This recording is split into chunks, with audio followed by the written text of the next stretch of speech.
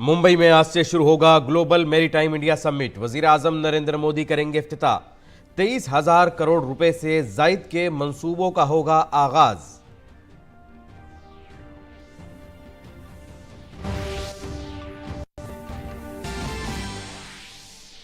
हम जिन्स परस्तों की शादी से मुताल्लिक सुप्रीम कोर्ट का फैसला आज। अर्जी गुजारों ने स्पेशल मैरिज एक्ट को सनफी तौर पर गैर जानिबदार बनाने की दरख्वास्त दी है।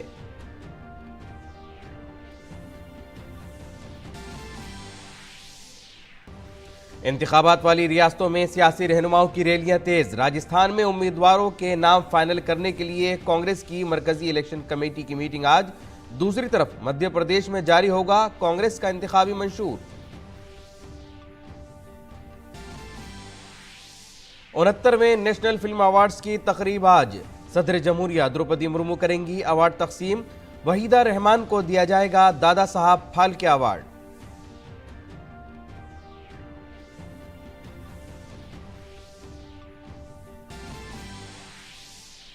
अमरीकी वजीर खारजा एंटोनी ब्लिंकन और इसराइली वजीर आजम नेतन्याहू के दरमियान मैराथन मीटिंग में ताज़ा सूरत हाल पर हुई गुफ्तगू। गजा को इमदाद देने पर हुआ मुआहदा। कल बाइडन करेंगे इसराइल का दौरा।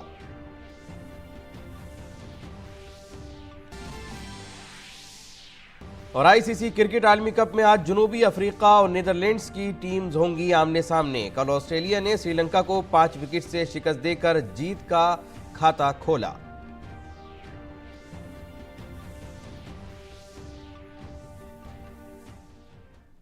नाज़रीन आदाब, खबरनामे में आपका इस्तकबाल है और अभी तक की अहम खबरों के साथ मैं मोहम्मद नौमान। सबसे बड़ा समुद्री प्रोग्राम मुंबई में आज से 19 तारीख तक होने वाला है। ग्लोबल मैरीटाइम इंडिया समिट आज से शुरू हो रहा है, जिसका इफ्तिताह वज़ीर आज़म नरेंद्र मोदी वीडियो कॉन्फ्रेंसिंग के जरिए करेंगे। वज़ीर आज़म अमृतकाल विजन 2047 की नकाब कुशाई करेंगे, जो बहर हिंद की नीलगू मईशत के लिए एक तवील मुद्दती रोड मैप है। इसका मकसद 23,000 करोड़ रुपए से ज़्यादा के प्रोजेक्टों के जरिए बंदरगाह की सहूलियत को बढ़ाना, पायदार तरीक़ों को फ़रोग़ देना और बैनुल-अक़वामी ताउन को आसान बनाना है। वज़ीर आज़म गुजरात में दीन दयाल पोर्ट अथॉरिटी में 4,500 करोड़ रुपए से ज़्यादा की लागत से तामीर होने वाला Tuna Tekra all weather deep draft terminal का भी संग बुनियाद रखेंगे। इसे पब्लिक प्राइवेट पार्टनरशिप के जरिए तैयार किया जाएगा। इस टर्मिनल में एक बैनुल-अक़वामी तिजारती मरकज़ के तौर पर उभरने का इम्कान है।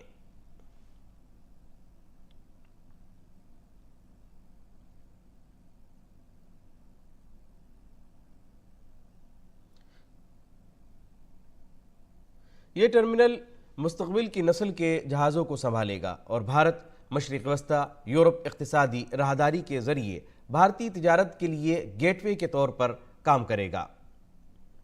इस तकरीब के दौरान वज़ीर आज़म बहरी शोबे में आलमी और कौमी शराकतदारी के लिए 7 लाख करोड़ रुपए से ज़्यादा मालियत के 300 से ज़्यादा मफाहमत नामों को भी वक्फ करेंगे। यूरोप, अफ्रीका, जनूबी अमरीका, वस्ती एशिया, मशरिक़ी वस्ता एशिया और बिम्स्टेक खित्ते के ममालिक की नुमाइंदगी करने वाले वुज़रा मुल्क के सबसे बड़े मैरीटाइम इवेंट में शिरकत करेंगे। आलमी CEOs, कारोबारी रहनुमा, सरमायाकार, एग्जीक्यूटिव्स, दुनिया भर से दीगर स्टेक होल्डर्स भी इसमें शिरकत करेंगे।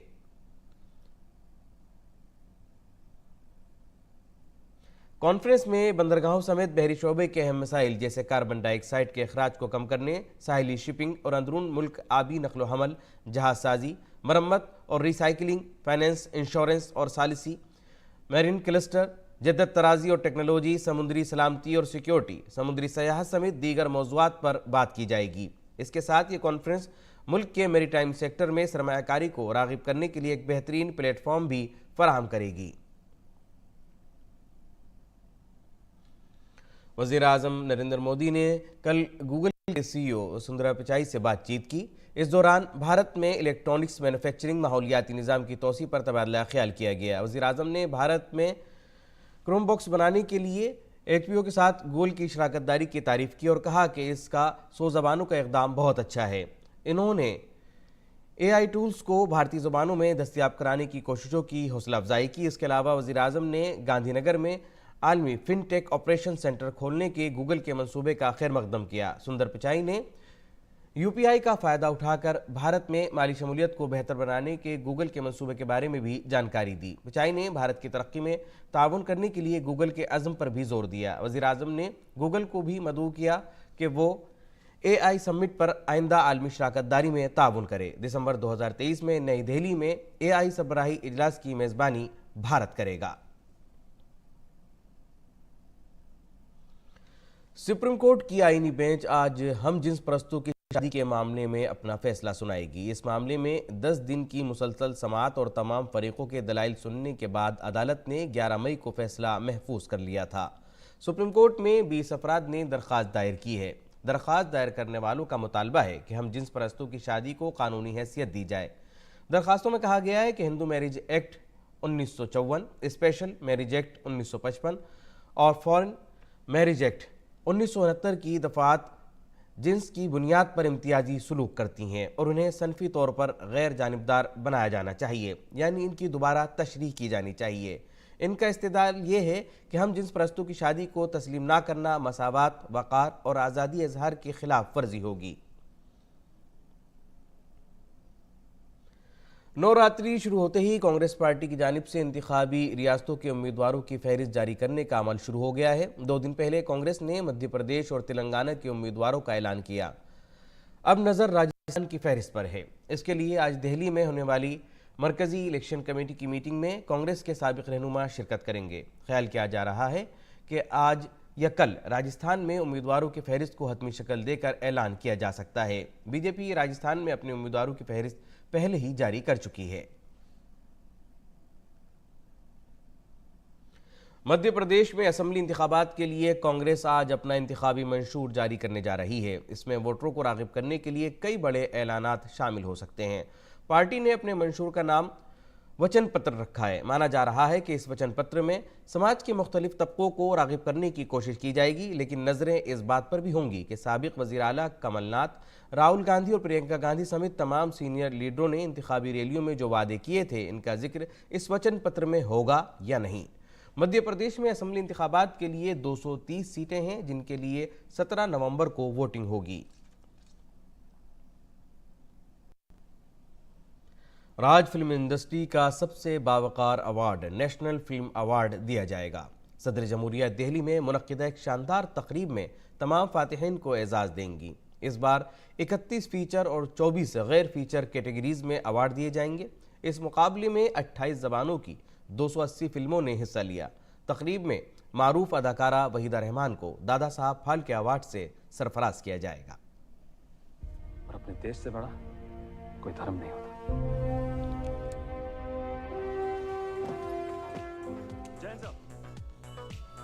भारत के बेहतरीन सिनेमा को 69वें नेशनल फिल्म अवार्ड्स में एजाज से नवाजा जाएगा। मारूफ अदाकारा वहीदा रहमान को सिनेमा के सबसे बड़े एजाज दादा साहब फाल्के अवार्ड से सरफराज किया जाएगा। फिल्म पुष्पा के लिए अल्लू अर्जुन को बेहतरीन अदाकार मुंतखब किया गया है, जबकि देवी श्री प्रसाद ने पुष्पा के लिए ही बेहतरीन मौसीकार का अवार्ड जीता है। भट्ट को फिल्म गंगूबाई काठियावाड़ी और कृति सेनन को मिनी के लिए बेहतरीन अदाकारा का अवार्ड दिया गया है। पंकज त्रिपाठी को मिमी के लिए बेहतरीन माविन अदाकार का अवार्ड दिया जाएगा। रॉकेटरी नाम्बी इफेक्ट्स को बेहतरीन फीचर फिल्म के तौर पर चुना गया है, जिसके लिए हिदायतकार आर माधवन को भी पहली बार इस एजाज से नवाजा जाएगा। नेशनल इंटीग्रेशन पर बेहतरीन फीचर फिल्म के लिए Nargis Dutt award the Kashmir files को दिया जाएगा, जबकि पल्लवी जोशी को इस फिल्म के लिए बेहतरीन माविन अदाकारा का अवार्ड दिया जाएगा। बेहतरीन हिदायतकार का अवार्ड निखिल महाजन को गोदावरी द होली वाटर के लिए दिया जाएगा। RRR ने 69वें नेशनल फिल्म अवार्ड्स में कई अवार्ड हासिल किए। RRR को बेहतरीन तफरीह फराहम करने वाली मकबूल फिल्म, बेहतरीन मौसीकी, बैकग्राउंड म्यूजिक, बेहतरीन गुलकार, बेहतरीन कोरियोग्राफी, बेहतरीन स्पेशल इफेक्ट्स और बेहतरीन स्टंट कोरियोग्राफी के जुमरे में अवार्ड हासिल हुए, जबकि बेहतरीन चाइल्ड एक्टर का अवार्ड भावेन डबारी को दिया जाएगा। वहीं चाइल्ड शो ने बेहतरीन गुजराती फिल्म का अवार्ड जीता। 2021 was a year which was affected by COVID in a way, but we got a tremendous response from the film industry. We got about 280 feature films in 20 languages and several non-feature films also. So the competition was pretty stiff, and the jury has done an excellent job in picking up the best of the lot. Rajiv विजयाकर की लिखी हुई किताब music by Laxmikant Pyarelal the incredibly melodious journey को cinema की बेहतरीन किताब का award दिया जाएगा। 69वें नेशनल फिल्म अवार्ड्स ने एक बार फिर ये साबित कर दिया कि बात चाहे मौजू की हो या तकनीक की, मामला शोहरत का हो या फिर कारकर्दगी का, भारतीय फिल्में साल दर साल नई जहतें छू रही हैं। Bureau report, DD news Urdu खबरें। मारूफ अदाकारा वहीदा रहमान को भारतीय सिनेमा में उनकी खिदमत के लिए बावकार दादा साहब फाल्के अवार्ड से नवाजा जाएगा। साल 1955 में उन्होंने तेलुगु फिल्म रोजुलो माराई के गाने से अपने सफर का आगाज किया, जो आज भी जारी है। इस उम्र में भी वो अपनी खुशमिजाजी से मद्दाहों का दिल जीत रही हैं। हमारे साथ हैं वाहिदा रहमान जी, जिन्हें दादा साहब फाल्के पुरस्कार से नवाजा गया है। वाहिदा जी, सबसे पहले आपका पहला रिएक्शन, दादा साहब फाल्के पुरस्कार सिनेमा का सबसे बड़ा पुरस्कार दे रहा है, दुरुस्त है, पहले तो मैं स्टन हो गई कि अनएक्सपेक्टेड, क्योंकि उम्मीद नहीं, कोई काम में बिजी थी तो दिल्ली से फ़ोन आया और ऑनरेबल मिनिस्टर ने कहा, तो पहले तो मैं चुप हो गई कि अचानक ये क्या हो गया। खैर एनीवे उसके बाद बेहद खुशी हुई। मैं बहुत शुक्रगुजार हूँ एंड थैंक यू एवरीबडी। इतना लंबे दौर में आप यहाँ पे काम करिए, इस वक्त भी आज एक बार फिर जीने की तमन्ना है, उतनी ही सक्रियता के साथ आज भी आप जुड़ी नज़र आती हैं अपने फैंस के साथ। उसका क्या सीक्रेट है और क्या कुछ आप करने की है, क्योंकि और ज़्यादा अपने फैंस के साथ कनेक्ट कर सकें? OTT का ज़माना है, सब आपकी आजकल नज़र आ रहे हैं अलग अलग रूप में। आपका भी कुछ ऐसी तैयारी? ये जो लिरिक्स हैं, आज फिर जीने की तमन्ना है, आज पर मरने का इरादा है, मेरे ख्याल से हर एक के दिल और दिमाग में ये बात होनी चाहिए। सबको जीने की तमन्ना होना चाहिए। मरने का मतलब ये नहीं कि सचमुच मर जाए, मतलब जो करना चाहते हैं उसके लिए मर मिट के जो भी कामयाबी हासिल करनी है करनी चाहिए। बिल्कुल। तो अब नया क्या, आजकल सब हम देख रहे हैं कि आपके OTT प्लेटफॉर्म्स पे आशा पारेख, आपकी जो गर्ल गैंग है आपका, वो आज नज़र आ रहे हैं अलग अलग अवतार में, आज की जेन नेक्स्ट को कंपटीशन दे रहे हैं। आपका भी कुछ ऐसा इरादा है? मेरा इरादा ऐसा कुछ नहीं है। I just want to be happy and content which I am. बहुत बहुत शुक्रिया हमसे बात करने के लिए। वियतनाम के 4 रोज़ा दौरे पर वज़ीर ख़ारजा डॉक्टर S. जयशंकर ने सरकर्दा रहनुमाओं से मुलाकात की और दो तरफ़ा ताउन को बढ़ाने के मुमकिन शोबों पर तबादला ख्याल किया। दोनों ममालिक ने तिजारत, तवानाई, दिफा और मेरीटाइम सिक्योरिटी पर बात की। इस दौरान हिंद बहरुल काहिल के इलाके में चीन के जारहाना रवैये पर ख़ास तौर पर तबादला ख्याल किया गया। जयशंकर ने वियतनाम के वज़ीर आज़म फाम मिंचिंग से मुलाकात की और वज़ीर आज़म नरेंद्र मोदी की तरफ से उन्हें मुबारकबाद पेश की। इस पैगाम में कहा गया कि भारत और वियतनाम के दरमियान मजबूत ताल्लुकात हिंद पैसिफिक खित्ते में इस्तेहकाम, सलामती और खुशहाली को फ़रोग़ देंगे। जयशंकर ने एक्स पर जारी अपने पैगाम में ये जानकारी दी है। क़ब्ल अज़ीज़ जयशंकर ने अपने वियतनामी हममनसब बुई थियान सून के साथ ताउन बढ़ाने से मुमकिन शोबों पर तफसील से तबादला ख्याल किया। दोनों रहनुमाओं ने बहर जनूबी चीन समेत हिंद बहरुल काहिल खित्ते के हालात को मद्देनज़र रखते हुए ताउन बढ़ाने पर इत्तेफाक किया। जयशंकर और सून ने भारत और वियतनाम के दरमियान सिफारती ताल्लुकात के 50 साल मुकम्मल होने के मौके पर डाक टिकट भी जारी किया।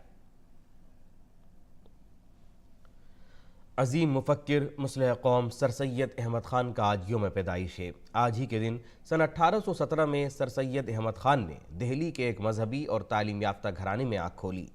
सर सैयद अहमद ख़ान की हमजहत शख्सियत ने न सिर्फ इल्मी मैदान में अपना गहरा नक्श छोड़ा, बल्कि उर्दू ज़बान के फ़रोग़ में भी उनका अहम किरदार रहा है। सर सैयद अहमद ख़ान को जदीद तालीम के मुहर्रिक और जदीद उर्दू नसर का बानी तसव्वुर किया जाता है। उन्होंने उर्दू मज़मून निगारी को तकल्लुफ़ और तसन्नुस से आज़ाद करके इबारत को सादा और आसान किया।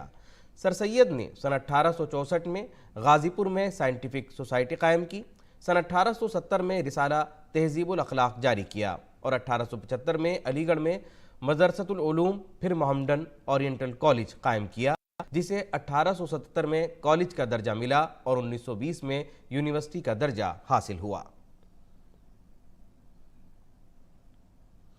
और अब रुख आलमी खबरों का। अमरीका और इसराइल के दरमियान गजा को इंसानी इमदाद फराहम करने का माहदा तय पाया गया। ये फैसला अमरीकी वज़ीर ख़ारजा एंटनी ब्लिंकन और इसराइली वज़ीर-ए-आज़म बेंजामिन नेतन्याहू के दरमियान 8 घंटे की मुलाकात के बाद किया गया।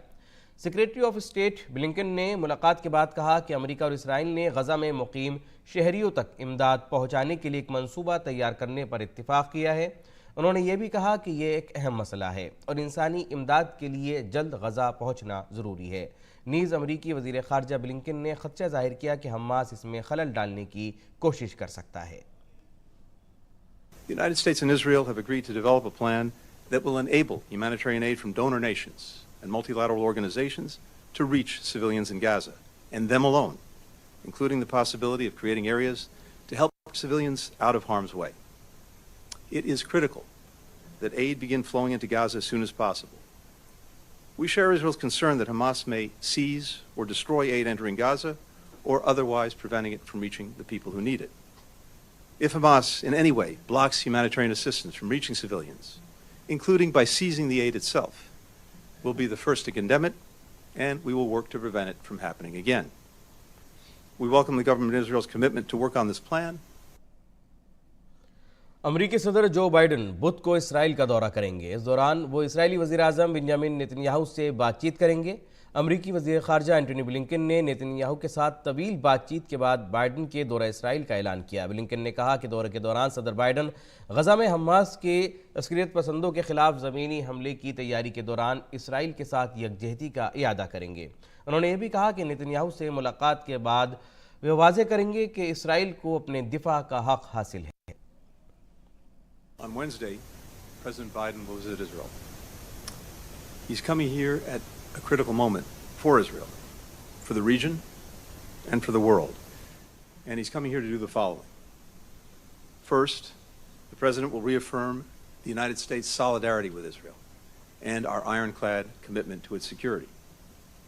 President Biden will again make clear, as he's done unequivocally since Hamas's slaughter of more than 1,400 people, including at least 30 Americans, that Israel has the right and indeed the duty to defend its people from Hamas and other terrorists and to prevent future attacks. The President will hear from Israel what it needs to defend its people as we continue to work with Congress to meet those needs. दरअसल यूरोपीय union ने गज़ा तक इंसानी इमदाद पहुँचाने के लिए मिस्र तक एक फ़ज़ाई ब्रिज ऑपरेशन शुरू करने का ऐलान किया। इसका मकसद गज़ा तक मुख्तलिफ तंजीमों की तरफ से फराहम की जाने वाली इमदाद पहुँचाना है। यूरोपीय कमीशन के सदर अर्सुला वान डेर लेयन ने अल्बानिया के शहर तिराना में एक प्रेस कॉन्फ्रेंस के दौरान ये ऐलान करते हुए कहा कि यूरोपीय यूनियन ने अपनी इंसानी इमदाद 3 गुना करने का फैसला किया है। यूरोपीय यूनियन अब गज़ा में शहरियों की मदद के लिए 75 मिलियन यूरो से ज़्यादा की इमदाद फराहम करेगी। इसी प्रेस कॉन्फ्रेंस के दौरान जर्मन चांसलर ओलाफ शोल्ज ने इसराइल के साथ इजहार यकजहती के लिए सलामती की सूरत हाल के साथ साथ तनाज़े को बढ़ने से रोकने पर भी बात की।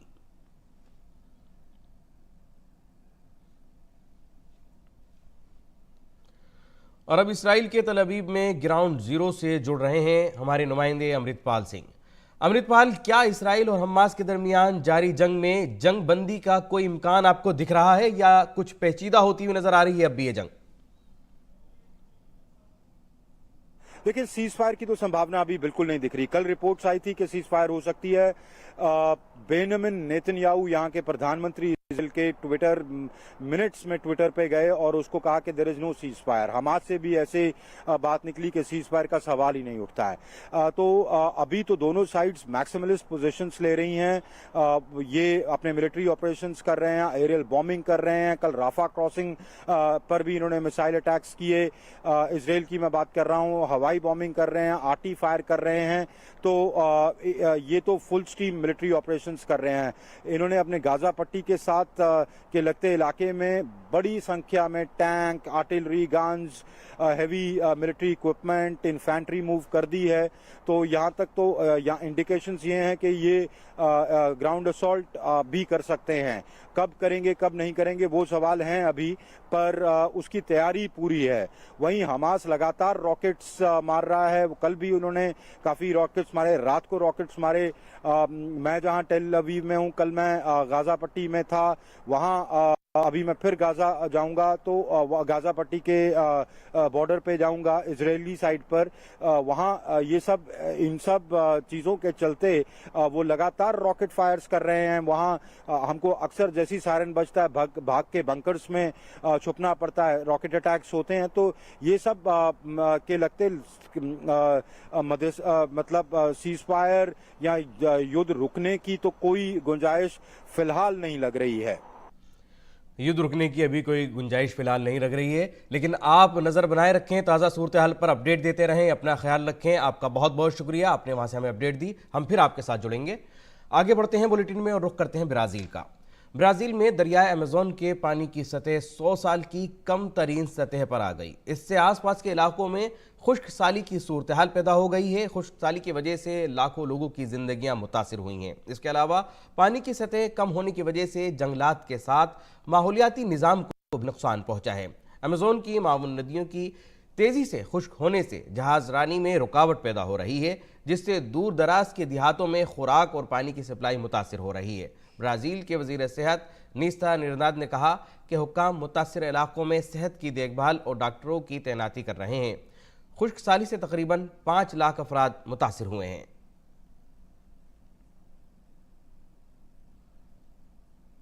और नाज़रीन, अब पेश है दिल्ली से शाया उर्दू अखबारात का एक मुख्तसर जायजा।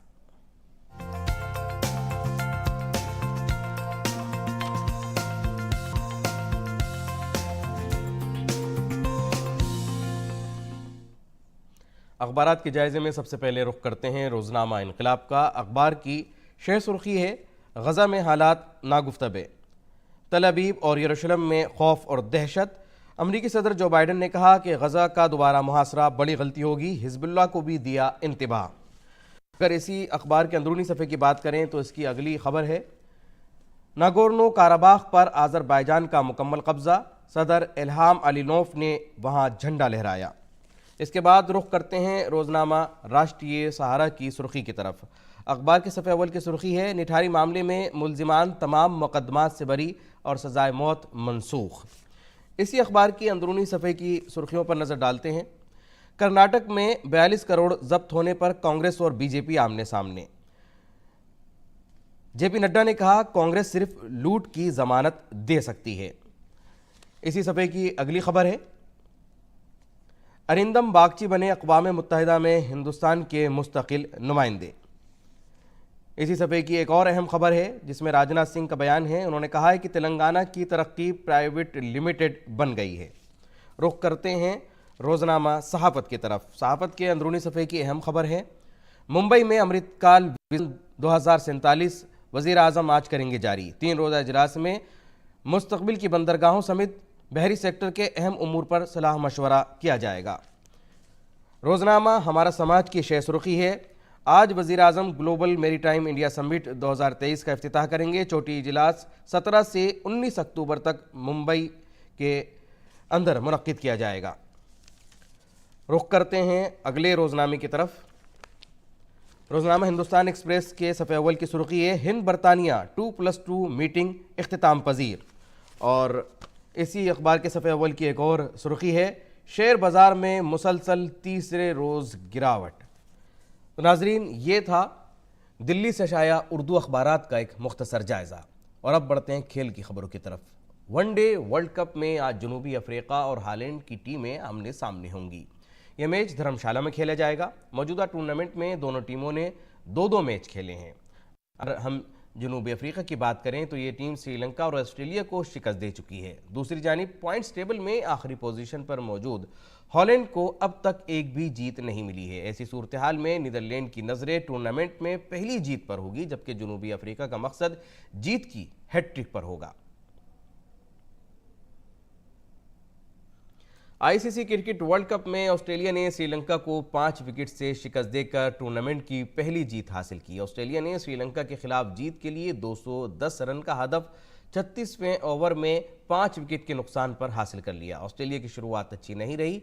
डेविड वार्नर 11 और स्टीव स्मिथ 0 पर पवेलियन लौट गए। ताहम इसके बाद मिचेल मार्श ने मार्श लाबुशेन के साथ मिलकर इनिंग की जिम्मेदारी संभाली। मार्श ने अपनी निस्फ सेंचुरी मुकम्मल की। वो 52 रन बनाने के बाद रन आउट हुए।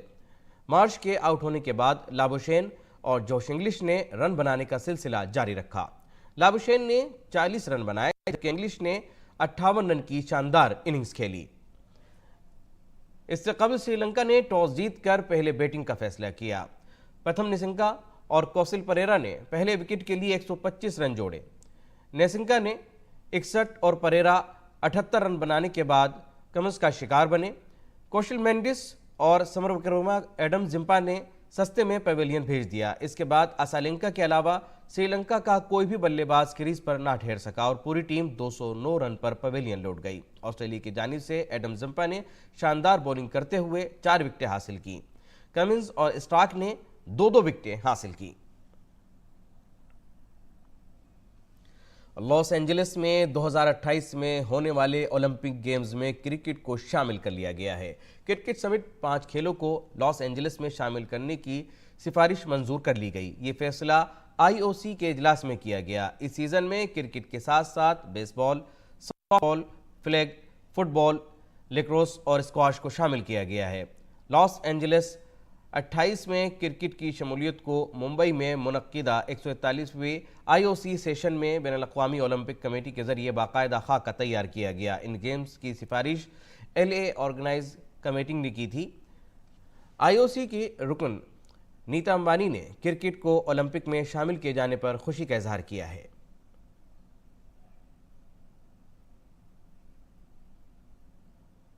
वज़ीर-ए-आज़म नरेंद्र मोदी ने ओलंपिक में क्रिकेट की शमूलियत पर खुशी का इजहार किया। सोशल मीडिया पर एक पोस्ट में उन्होंने लिखा कि बहुत खुशी है कि 2028 के लॉस एंजलिस ओलंपिक में baseball, softball, cricket, flag football, lacrosse और स्क्वाश को शामिल किया गया है। ये खिलाड़ियों के लिए अच्छी खबर है। एक क्रिकेट के मोहब्बत करने वाले मुल्क के तौर पर हम खास तौर पर क्रिकेट को शामिल किए जाने का खैर मकदम करते हैं जो इस शानदार खेल की बढ़ती हुई आलमी मकबूलियत की अक्कासी करता है। और नाज़रीन, अब पेश है मौसम का हाल।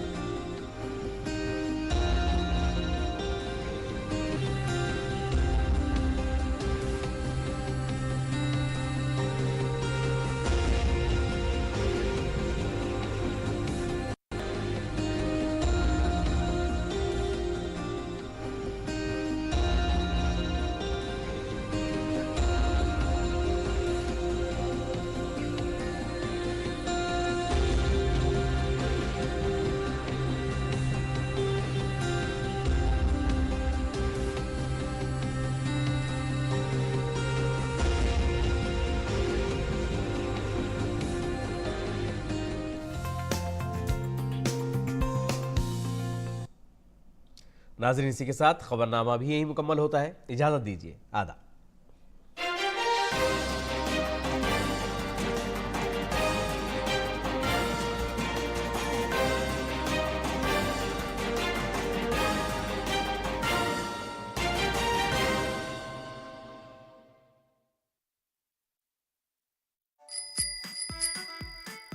लो आ गए हैं हम आपसे मिलने। देखिए हमारा शो पिगी बैंक सोमवार से शुक्रवार शाम 4 बजे सिर्फ DD नेशनल पर, देश का पहला चैनल।